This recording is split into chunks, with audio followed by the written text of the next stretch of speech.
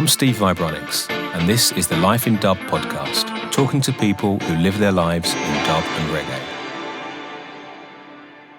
Episode number 12. Welcome to the 12th Life in Dub podcast. How are you all doing out there? I hope you're surviving okay. Cheers for all the messages over the last couple of weeks about the podcast. There's been some interesting comments and suggestions, so please keep them coming and keep in touch. I have a small announcement for you all. If you want to support the podcast, the best way is to order yourself one of the new I Live My Life in Dub t-shirts. There's a link in the show notes, or you can just go to the website lifeindub.com and follow the link through to Bandcamp. So if you live your life in dub and want to show some support, check out these new t-shirts.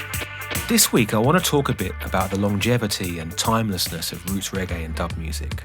I was talking with one of the Scoops distributors not long ago. It's a company that distributes all kinds of music, all kinds of genres, and he was telling me that reggae is the only kind of music that keeps going, that's really an evergreen music that people never seem to tire of. And I was reminded of this just the other day when I took a journey into the Vibronics archive to dig out some mixes for the Scoops Records Gold Disc reissue series that will be launching soon. There's really a lot of recordings backed up from 25 years or so of making Vibronics music. And I found some vocals I'd forgotten about. They were recorded back in 2002, so that's 18 years ago. And when I listened back to them, it struck me they could have been recorded yesterday. The lyrical content, the melodies were all examples of timeless quality roots reggae that never seems to age. So as well as being a nice little find in the treasure trove that is the archive, it also gives me a bit of hope for the future in these troubled times. That shows me that roots reggae is a powerful and enduring musical force that can't be kept down, not through police brutality, weird viruses, or anything else that tries to interfere. This week, my guest is Rico from OBF in France. OBF have hit some amazing highs over the last few years and firmly established themselves as one of the leading sound systems and music producers. The new album Signz came out last week, so my catch up with Rico was great timing. There is a bit of wind noise in the first part of the interview, but that doesn't last long and hopefully won't get in the way of enjoying what Rico has to say about his own life in dub. So enough of me, let's get on with the interview. So Rico, welcome to the Life in Dub podcast. Thank you very much, Steve, for the invitation.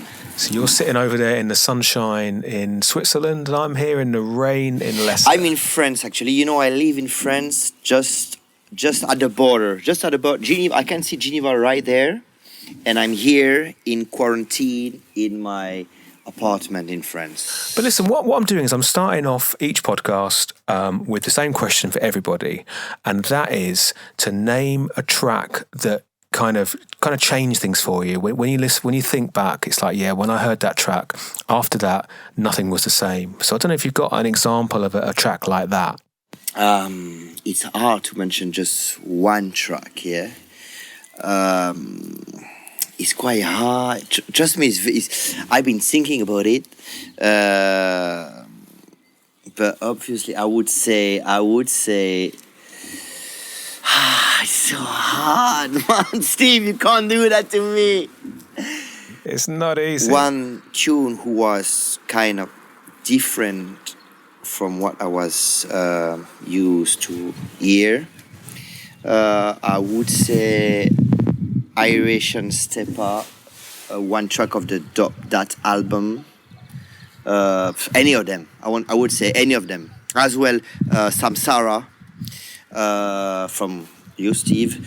This kind of tune made the difference for me because it was something fresh, mixing like the reggae music essence and a new style of like more like digital UK influence, UK electronic music influence. So yeah, I think Dope That, Samsara, all this kind of tune for me change my vision of music. And how did you come across tunes like that? When did you hear those kind of tunes? Geneva, we're quite lucky in Geneva because we are Asher Selector, who used to organize reggae concerts. We were quite lucky because we've seen all like the yard reggae artists from Gregory Isaac to Gladiators to, you know. But he was booking as well Jashaka.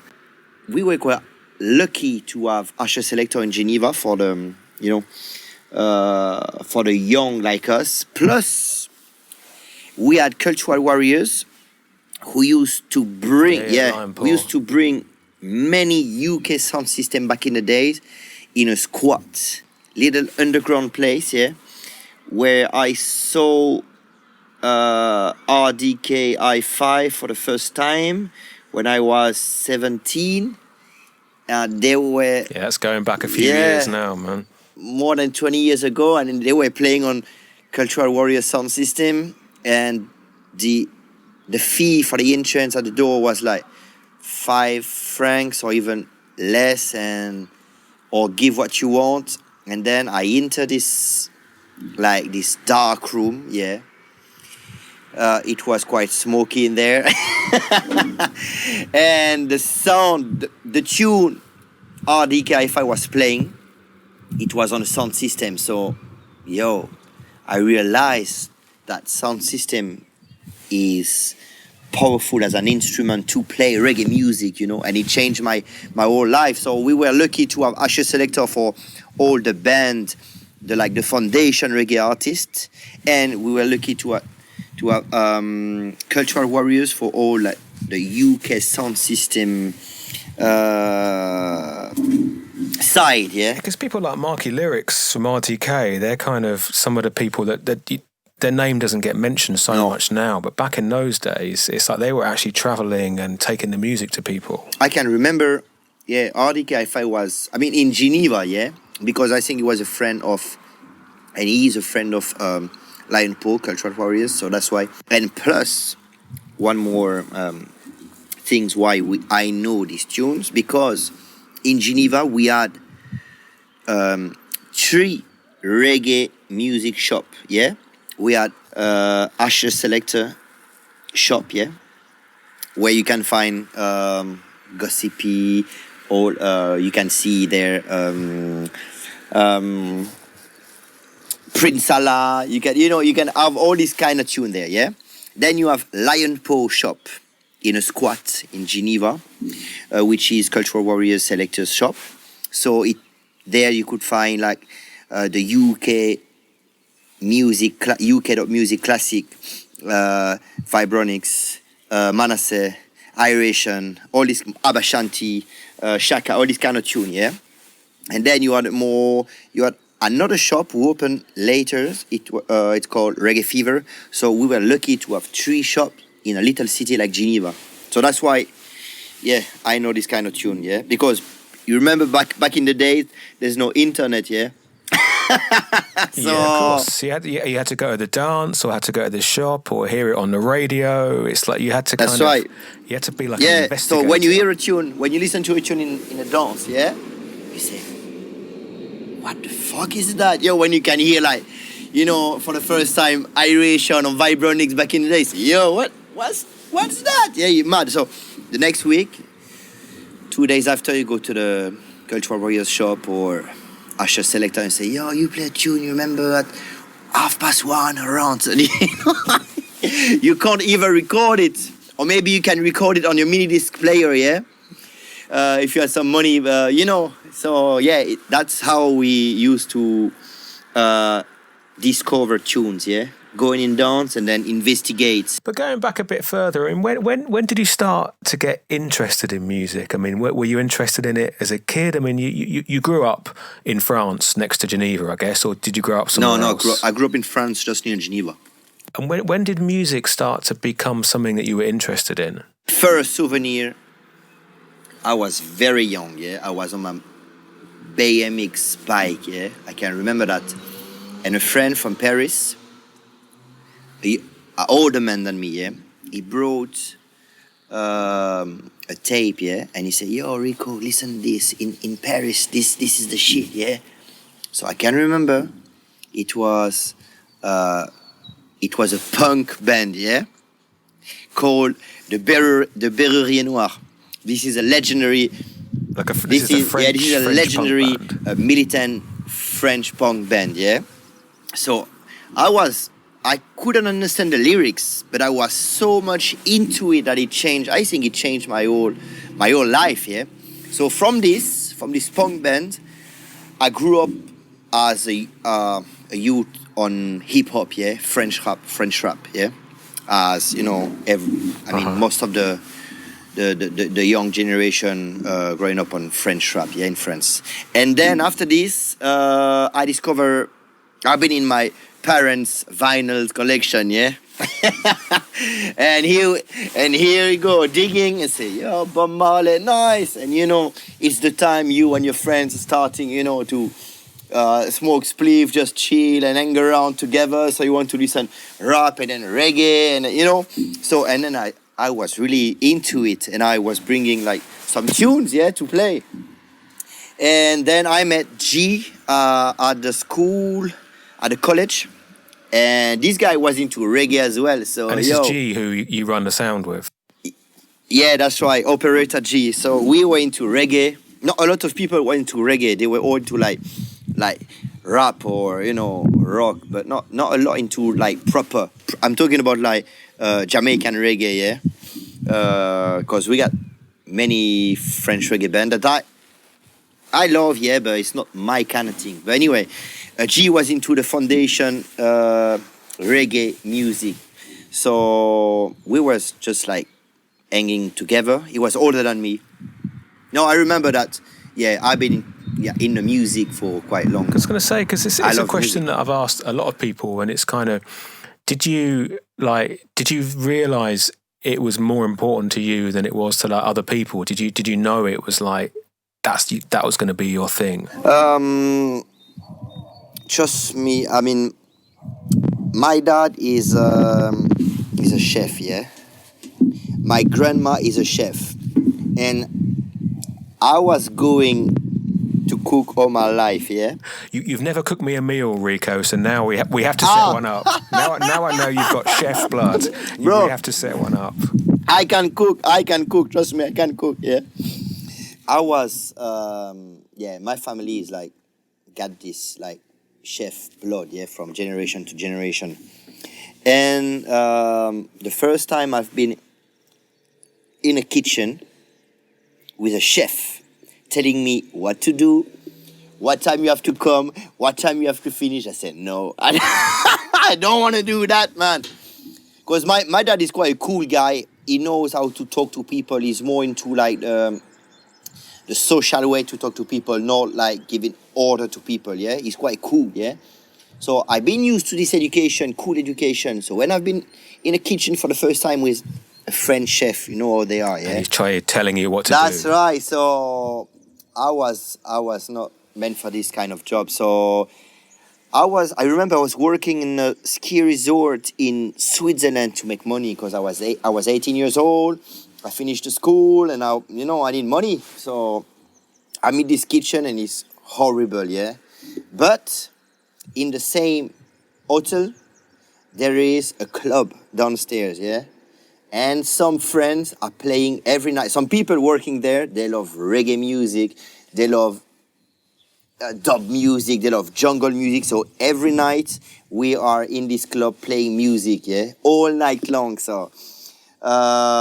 This is how I decided to focus on music after this. Because I've just come back from like mountains last week in France, and there's a crazy scene for these music parties. Like there's all the people that work and live there, and all the people who are skiing and stuff. It's like, but the music and the parties in the evening they're a big thing there. So I can kind of see where you're coming from. That's why, and you can see that. It's Monday night. It can be Monday night, Tuesday night, shocked. Wednesday. Yeah, exactly. I was playing Tuesday night, Wednesday night. Yeah. When I saw the itinerary, I was like, "Come on, shows are always at the weekend." They're like, "No. In the skiing, every night." Yeah, that's right.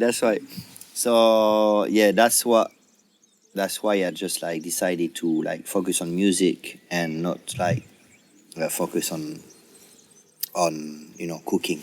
But before I focus on music, I had to work, yeah, as a cook, yeah. What about like playing music and stuff? When did you become interested in playing music? Because obviously people know you for the sound system, but the big influence like globally is like your music productions as well. So it's like when did you become interested in actually making music? I mean, were you trained at all, or? You know what? I bought I bought a machine like a Yamaha RM1X. That's like one of those all-in-ones, the blue one, the sequencer unit. Yeah, the blue with the one. disc Yeah, drive. sequencer. Yeah, yeah, but you have everything in it. You have like sequencer. You have the effect, delay, reverb. You have we can work on some on some tune. Yeah, so we were starting the sound system, playing music, kind of every weekend because we used to live in a squat in Geneva and we could organize our own parties or our own session. So we used to play music mostly every weekend. But some tunes were missing, yeah? Because I was in love with this UK dub vibe, but I couldn't find... Yeah, if you want those certain militant tunes, there's not that many of them, really. That's right. It's 2002 or 2001. I'm like, I need more of that tune. And I say, you know what? I'm going to build my own tune, yeah? So I was just like copying and remixing. I could remember a remix like Jungle, Jungle, Jungle, Jungle, Jungle. Yeah, Iration tune, yeah. I was just like trying to remix some of the tune or like try to understand how it was built, the sound, the chop. I used to learn guitar but back when I was like 14 years old, yeah? But just for 2-3 years. But making music on a sequencer is totally different. So this is how I started because I wanted to have my own tune, some new, fresh selection, yeah? So this is how I decided to create my own music. But even if you play a little bit of guitar, because that's how I started as well, it just shows you the basic stuff of chords and notes and the sort of basic musical foundation, and then you can take that to sequencing and digital stuff. And I used to love all these knobs and as well on this Yamaha RM1X you can mix, kind of do some mix, muting the track you want, add some reverb, delay, so it's yeah, you can start to learn some Dubquake stuff. Yeah, that's right. Because obviously, you seem to be influenced a lot by like the UK kind of sound as well, and it's kind of is that, just wonder why that kind of sound has like really like connected with you, because obviously you're coming from France, like a different country, but you're focusing on this UK thing. I'd wonder if you can think about any reason why the UK sound is something that you love so much. I think the influence from the Caribbean that you had in the UK and this like proper UK electronic music, the mix, the blend of the Caribbean and the UK, for me is like kind of the perfect vibes. The warm Caribbean side and the colder English music side. The blend of the two of them is the perfect balance for me. And then at some point, obviously, the sound system kind of came into play as well. So you and Guy, I guess, started thinking about setting up your own sound system? Yeah, because, we were living in this squat, yeah? And it was quite expensive to rent speakers and boxes because we were young. So we decided to like dig if anyone was selling some speakers, some boxes. And we found, I think we bought some stuff from Cultural Warriors. And we asked G's uncle because he was a carpenter, to help us to build our first 2 boxes, yeah? We had to build our own. And that early sound is obviously quite different to the mighty OBF sound system that we see today.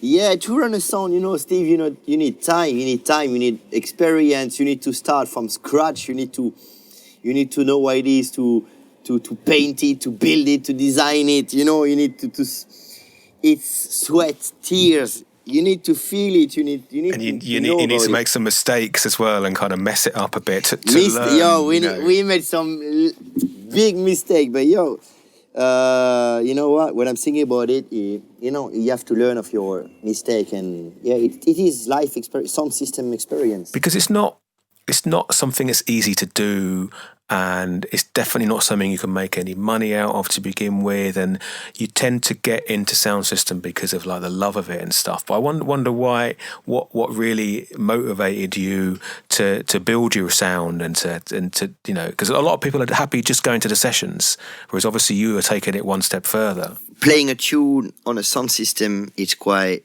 for me, it is different when you play your tune on your own sound. It brings the whole things on a different level.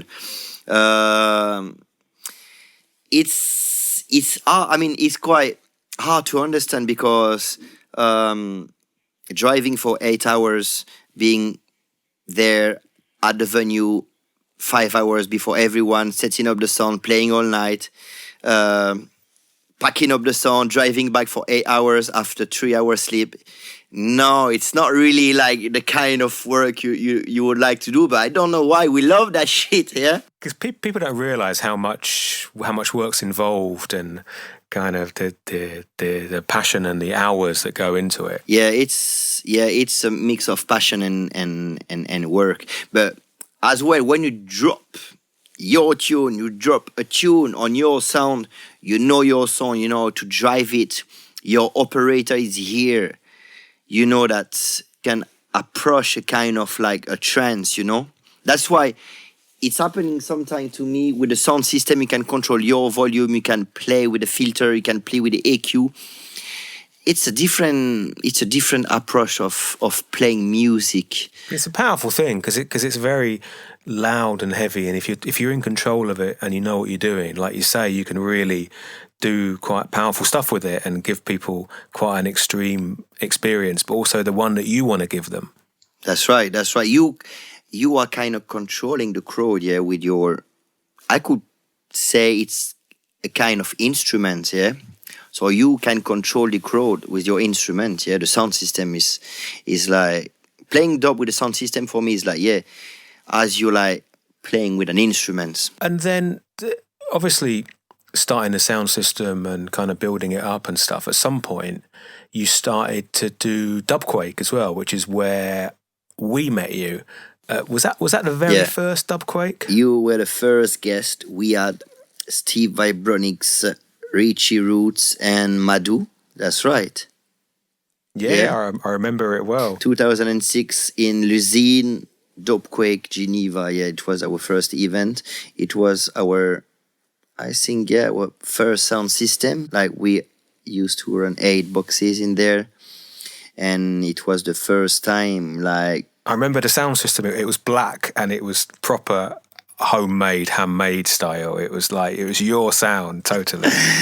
Yeah. It was our sound. Trust me, we built it from scratch, and Remember, it was the first time we had, I think, an international guest on our sound system, so it was a big thing for us. Yeah, well, I remember it well, and now, like, what is it, 14 years later, whatever, you're still residents at the venue, and that's still the place where you play, and obviously I guess that's the OBF kind of like base camp, home camp, I guess. Yeah, we can say that, because, you know, one thing that is important for us is to keep the link strong with the family where we started. So, you know, Luzine is a kind of it's an autonomous place where it's an association. There's no boss. Everyone is on the same level. So this is where this is where we're coming from. So it's important for us to keep this state of mind, this kind of vibe, yeah, for the Dubquake. So yeah, it's important. 14 years Dubquake this year, yeah. And I mean, so many people have played there as well. You've invited so many people over. Yeah, after, I don't know how many sessions, but a couple of sessions now. Maybe 14, something like 60, 70, 80 sessions. So yeah. Many guests from, all over the world, from Japan to South America, UK,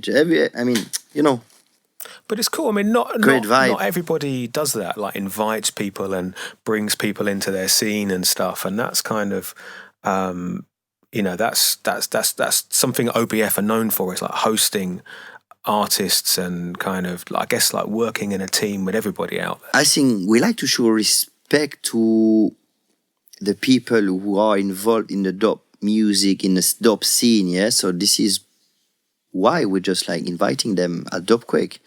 And as well, we want the people know about them. We want the people know the new selection from them. I mean, it's just like a natural thing. We would love to invite them with their own sound system, but obviously the money is quite, But people are quite happy, like, to play on our set at Dubquake. So some people in UK are inviting as well other people. Like you can see at Subdub. I remember Subdub gave us ideas as well, because when we were young with Steph, we used to go at Subdub, and yeah, we could see like people playing on Iration set. Yeah, Iration has always invited people to play on the sound. I was up there recently for the, many times we played there, and like, yeah, it's important to do that kind of stuff. So how was it going to Subdub when you and Steph first went over there? The first time we've been at Subdub, it was 2003. Yes, a long time ago. I remember it was Chad Tobies and Iration, and Mark was running his old set, yeah. Yeah, that was a crazy experience because Mark was on fire. He was at home, Chapeltown, West Indian Center, and Tobias came. No fence around him, just like the singers, the MC, the army, the full army was here on Keith, yeah, running pad up plate all night. And it was kind of like no sound clash, yeah, not proper sound clash like you can see nowadays, like people insulting each other, but like you can see there is like some I wouldn't say competition, but some challenge. They give the other sound challenge. Yeah. You can't just play anything. You got to do it properly. Yeah, that's right. And our first experience in Subdub was this dance. So yeah, great. Nice. And then obviously that helps inspire what you're doing over there. That's right. Like, I mean, how would you describe like the Dubquake vibe, the Dubquake thing? Because not, a lot of people have been there, but people listen to this podcast from all over the place. So how would you describe Dubquake to people? What's going on there? Every time at Dubquake, we try to like tell you a kind of history of reggae music. We always starting roots, 70s, 80s, rubadub, roots, radix, then moving slowly to the new kind of style, rubadub, OBF style, new kind of style, and then hours after hours we're moving to the dubplate section and steppers, and then so people in Dubquake are quite everyone is here at 11 waiting in front of the doors. Every 2 months it's kind of sold out. Yeah, it's sold out every 2 months. So people arrive like very early. They got their pre-sale tickets in their pocket, and when it starts, they're inside the room dancing from the beginning to the end. They don't leave the place. That's why I love my Dubquake people, because trust me, they don't leave the place. 5 till 6 is still ram, and yeah, that's why I love, and they're giving us full support and love. There's no trouble. There's no like. It's quite cool. But L'Usine, the atmosphere of L'Usine is quite good. It's a great place, definitely, and like the variety of, because maybe people think of OBF session for like, maybe they're thinking of one of the records they bought or something, but there's a huge, the sessions are really diverse. There's lots of different music you're playing, and you're playing all night. To give a little something to all the different kinds of people in the crowd. That's the kind of impression I get from it. Yeah. And as well, the kind of people we got in our session is diverse, because L'Usine is well known for like is rock or hip hop or reggae. So obviously all kind of people are coming in our session. That's what I love. You can see like some black Rasta, white Rasta, some youngsters, hip hop, rap, some like, I don't know, some weird people. I mean, but that's what I like. But they're all here for the vibes, because they love the vibes. Dubquake is a special vibes. I had some friends who are more in some like metal, because I used to work at L'Usine, so we used to collaborate with some like people in different style. So some people who used to love metal, they're still loving it, heavy metal, They used to come at Dubquake and say, "Yo, I can feel the vibe. I can feel the pressure. I can feel this vibe." And I think I could say I love reggae. I love dub. What's going on? So yeah, experiencing reggae music and dub music on a sound system at Dubquake is something who can change your life or your mind forever. Yes, yeah, opening up some minds, opening up the minds of the people. And what about That's right. Obviously, you like work in a team as well. That's one thing that seems to be part of the OBF thing. Is this kind of, maybe a lot of people see you. You're active on social media. You're there DJing and stuff. They see you, but there's more going on, isn't there, than just Rico? Oh yeah. You know what? But when you run a sound system, you need the full team to be ready behind you. If you're alone, you can't do. It can't work. So. I started with G, yeah? G is my main man, operator, working on the sound, working on, on the vibes. I'm on the production and selecting. I move the sound as well, yeah? And there is Steph, who is with us from the beginning as well, working on the organization. Because, I don't remember any of the gigs I have. I can't say where I'm going, what I have to do. So Steph is here to make it, organized. Plus she's working on our administration as well, making everything legal, because we are legal worker now. So she makes all the contracts and all this stuff.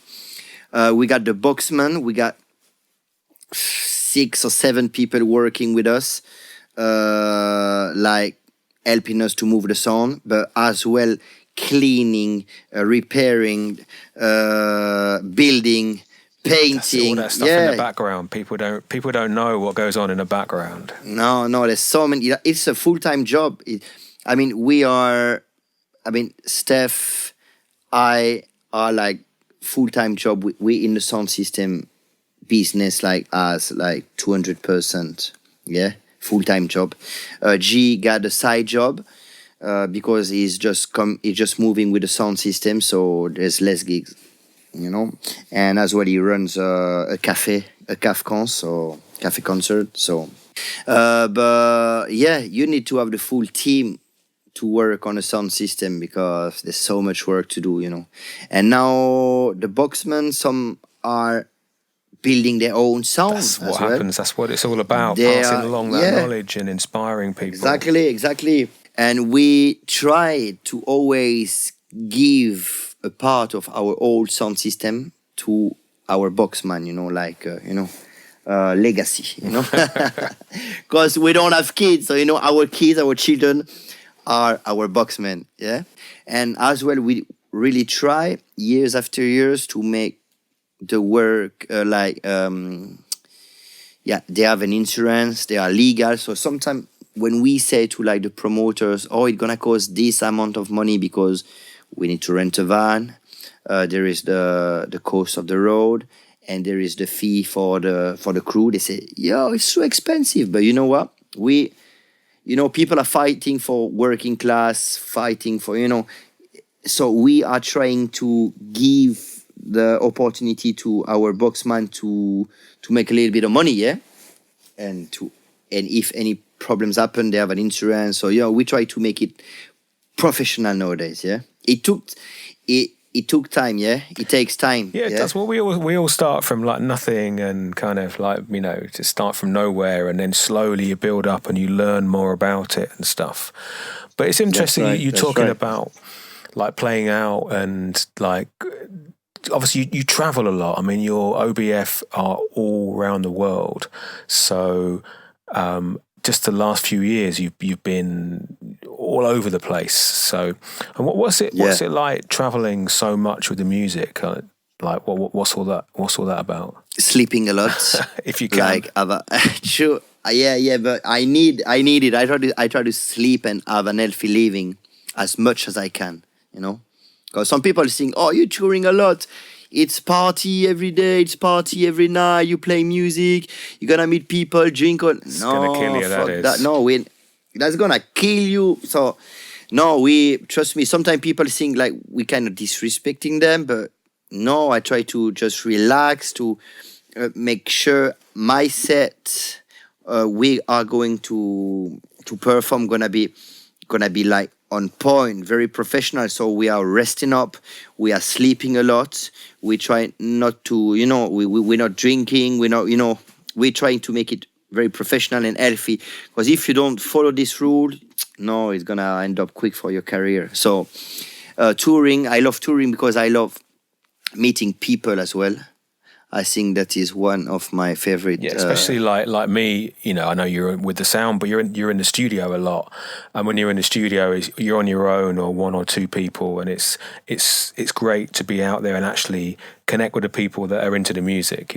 That's right. And see how far can travel your music. That's quite amazing. Are you surprised by how far it's taken you in terms of distance? Yeah, that's crazy. And yeah, thanks internet, because we can play now in South America, in Japan, everywhere. People know the tune, listen to the tune. It's great for us as well, because when we travel, we can be influenced by different cultures. I did some tune. I was influenced by Brazilian music recently. I've been influenced by Chinese music. I've been influenced by so much music after traveling. So yeah, it's just a blessing to travel like we do. Nice. And I saw that, when we were together in Mexico a couple of years ago, you were heading off to Jamaica. So how was it visiting Jamaica? 3 years ago. I've been 2 times now, but 3 or 4 years ago it was my first time. Yeah, it was a great experience because I was with a friend. I was quite lucky, because it's nice to go there for the first time with a friend who know what's going on in Jamaica, who know the code, who know the rules, because you need a couple of days just to analyze where you are, what's going on.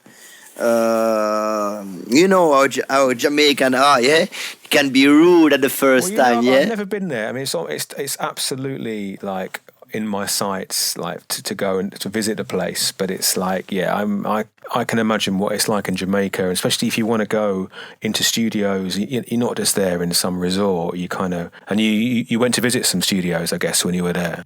Every time I've been there, I brought my own microphone. Then I don't need to rent studio. I don't need to, to go in a studio, wait for the engineer. I like, to be my own engineer and work with the people, take time, because in a studio it's always a rush. You go for 1 hour, 2 hours, then someone, you have to go now. So, it's like, no, I brought my own equipments, and I was lucky because I met through a connection, Nazamba. So I was living with him in his yard. He gave me his room.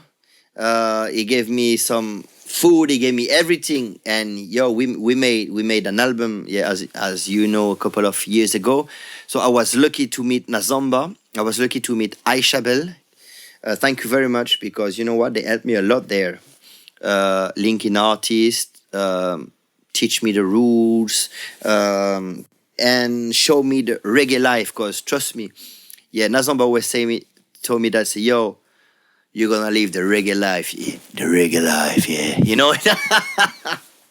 So, and how was it bringing him over to Europe as well? Because that's a big thing to have a great project like that, like a dub poetry spoken project, and to take that to people. That's like, that's a kind of extra special thing. It was not easy to bring him in Europe. No, fucking hell, this was quite. It was not me. Steph easy, Rico. did this work, and trust me, she's been struggling for the visa, to get the tourist visa. You have to show many things to the French government, to the Jamaican government. And it's so unfair. We just turn up and we're just welcomed in the country. It's a different story. When you come in the other way from the Caribbean to Europe, different story. It's totally unfair. It was quite hard. But finally, we made it. But you have to show every contract, every hotel room contract, and when you're on a day off,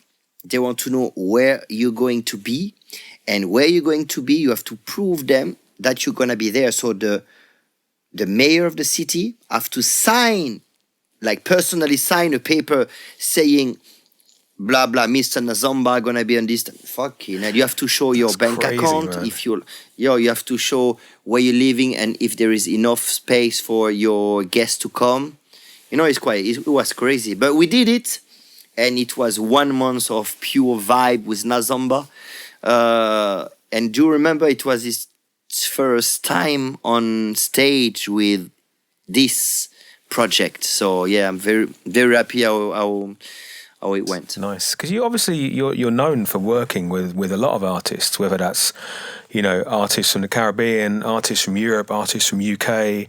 So that's something you enjoy, I guess. It's all family and friends. I'm working a lot with Charlie, Wilson, but Shanti. They're the crew now. They're the family now. But all the artists I've been working with, they're like friends. It's a vibe. It's not like, yo, can you record this on this rhythm? Yeah, all right, I'm gonna record something. No. Even Burro Banton, I've been on the phone with him. I've been on Skype with him. I talk a lot with him to see what we're gonna do, on what kind of project we're gonna work, what the subject, the lyrics, the vibe.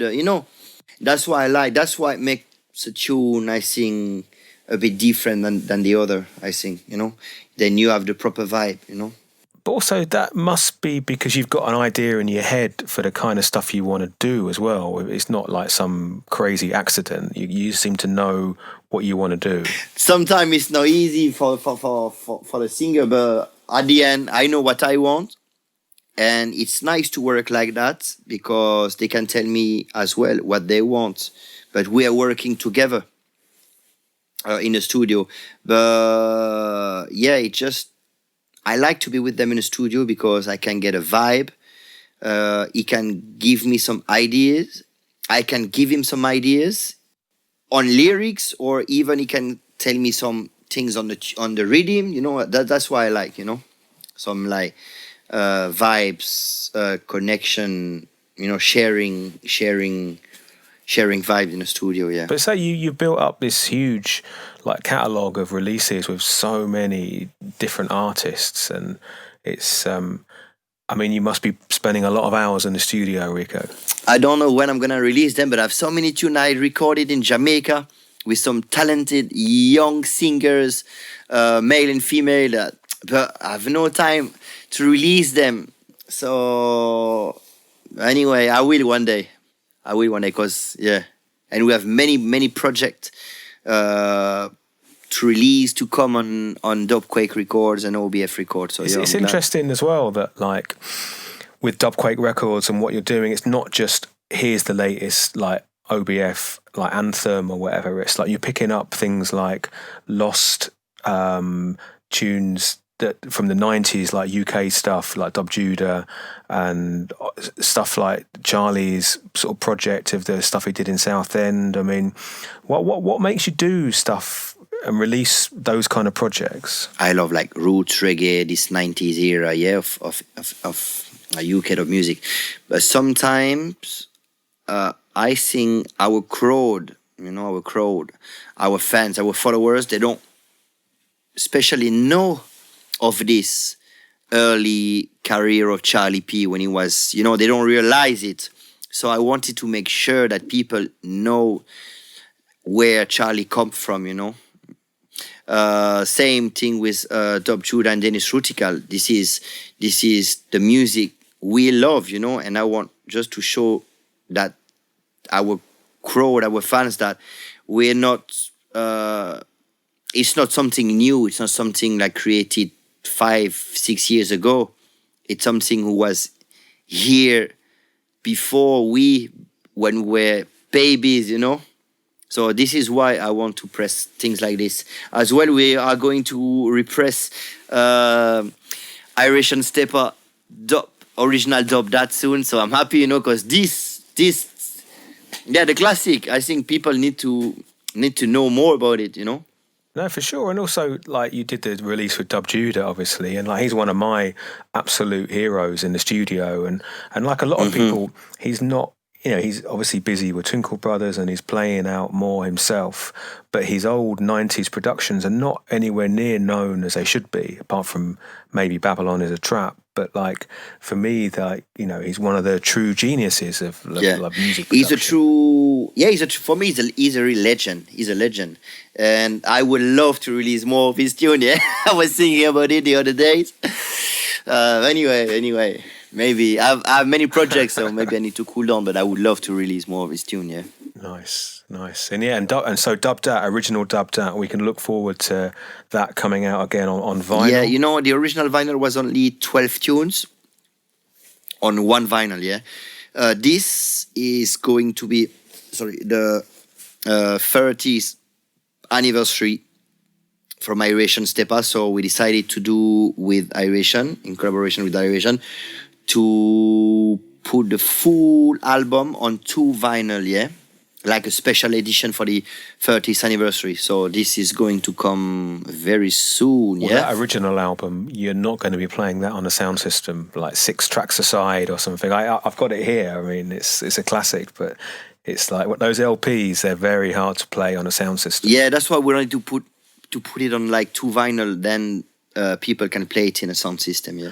And what about like OBF Productions? I mean, I've seen some stuff in social media, and like you seem to be busy working on something. Yeah. So the next week, I mean the 27th of March, we are releasing our first single of the next OBF album called Signz. Signz is just an album that I've been recording during the last years and a half, been influenced by so many different people, so many different culture. So it was some, signs of time, signs of the life. So I decided to put this in music, and I asked the artist to like write around this subject, and so this is gonna be the next OBF album, Signz. What else? I got another tune with Nazamba called Hot Beer, because when I was in Jamaica, everyone was asking me what if I want hot beer or cold beer, so it makes me laugh. So we decided to do a tune with Nazamba called Hot Beer. So this one gonna be released for the Record Store days, if everything is all right. The other thing I wanted to touch on briefly as well is that obviously OBF very active on like social media, and do you find that a good way to let people know about what you're doing? It's like, I think everybody seems to enjoy I enjoy your posts, and you're obviously busy and active with it, and I guess that's like part of what you do now. Okay, it's a full-time job, yeah. Working on socials. I think it's important to keep the connection with the people who are following you, because I'm following many artists, yeah, and I love when they're showing us a little bit of the studio, when they're talking to us like on stories and say, yo, people, we're gonna release, yo, people. I'm so happy when I see other artists doing it. So I'm just doing it because I love to see other people doing it. So that's why I'm doing it, to keep a close link with the fans. Well, it's a bit like doing this podcast. I really wanted people to know more about the people behind the music and a bit about their history and like their motivations and stuff. And that's why, we do these long kind of in-depth interviews, and that's something that's, to help people understand a bit more about the people, because they just see artists performing, releasing records, running sound system, whatever. But to know a bit about what that person's like is, for me, it's very interesting. Yeah, I told you. I texted you straight. You remember when you released the first interview with Manasseh? I say, yo, Steve, what a great idea. I love it. BBC, proper like BBC. Yo. So yeah, I think it's great. The BBC, the BBC is the big influence around here. So, you got to do it like that. Well, listen, one sort of last thing that I'm asking all of the guests on the podcast is this sort of end question. It's only a minor thing, but the Book of Dub, I'm writing everyone's name in the Book of Dub, and I'm asking people to put something they'd want like associated with their name. So I've opened it up and I'm writing Rico OBF. So what would you want to be like associated with your name? I would say it's hard, Stevie. I would say maybe like family, because this is how we started with the family, and we're still on nowadays with the family, doing our things, working with the family, moving forward with the family. People giving us some love in a session like family. Building tunes like you're building a tune for your brother. So, we keep... family. Yeah, family is nice. Nice. Well, that's it. I think that's what people think of when they see OBF. It's that's right. The family vibe, and it's that kind of... Nice. Rico, well, thank you very much for joining me on the podcast. Thank you very much for the invitation, Steve. And we look forward to many more OBF releases and sessions and everything. Thank you, man. Thank you. Cool.